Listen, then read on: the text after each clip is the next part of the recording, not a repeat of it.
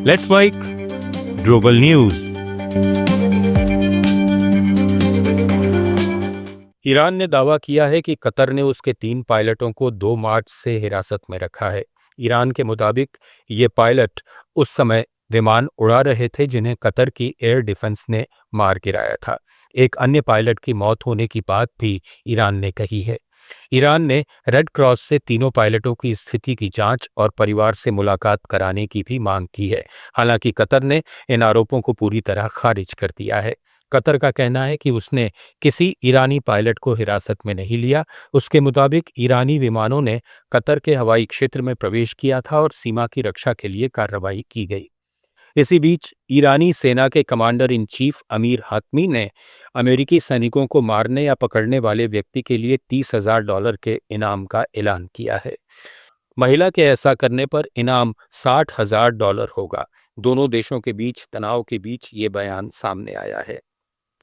Israel के राष्ट्रीय सुरक्षा मंत्री इतामार बेन-ग्विर ने गजा को लेकर विवादित बयान दिया है। उन्होंने कहा कि गजा में हर रात 30 से 40 लोगों को निशाना बनाकर मारना चाहिए और ऐसे लोगों को जीने का अधिकार नहीं है। उनके बयान की फलस्तीनी मीडिया में व्यापक चर्चा हो रही है।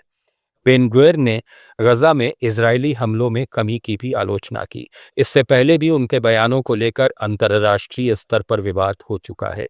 इजराइल गजा में नरसंहार के आरोपों से इनकार करता रहा है। वहीं गजा के स्वास्थ्य मंत्रालय के मुताबिक अक्टूबर में हुए संघर्ष विराम के बाद से भी इजरायली हमलों में 1250 से ज्यादा लोगों की मौत हो चुकी है।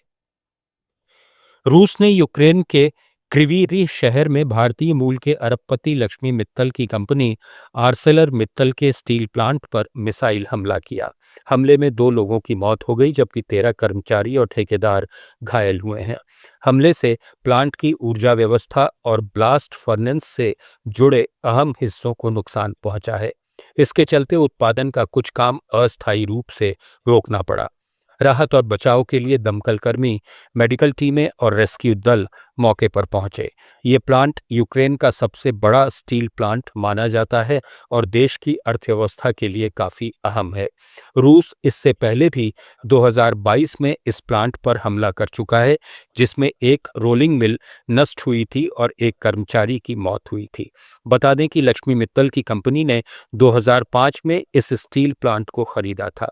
बाद में मित्तल स्टील और आर्सेलर के विलय के बाद ये आर्सेलर मित्तल का हिस्सा बन गया।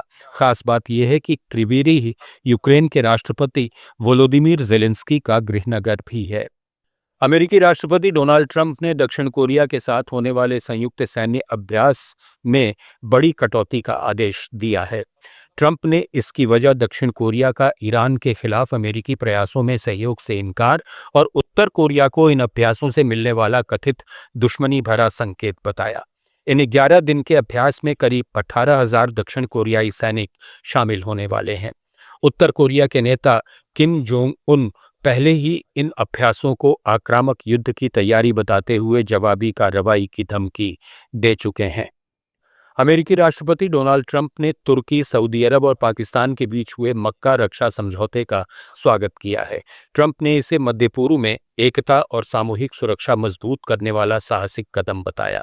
7 अगस्त को हुए इस समझौते के तहत तीनों देशों में से किसी एक पर सशस्त्र हमला तीनों पर हमला माना जाएगा।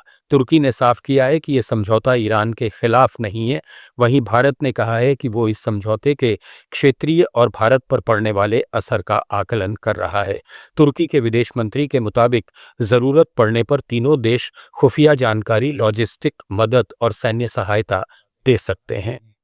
अमेरिका की पूर्व कांग्रेस सदस्य मार्जोरी टेलर ग्रीन ने दावा किया है कि ट्रंप प्रशासन के वरिष्ठ अधिकारी ईरान के खिलाफ परमाणु हथियारों के संभावित इस्तेमाल को लेकर रणनीतिक बैठकें कर रहे हैं।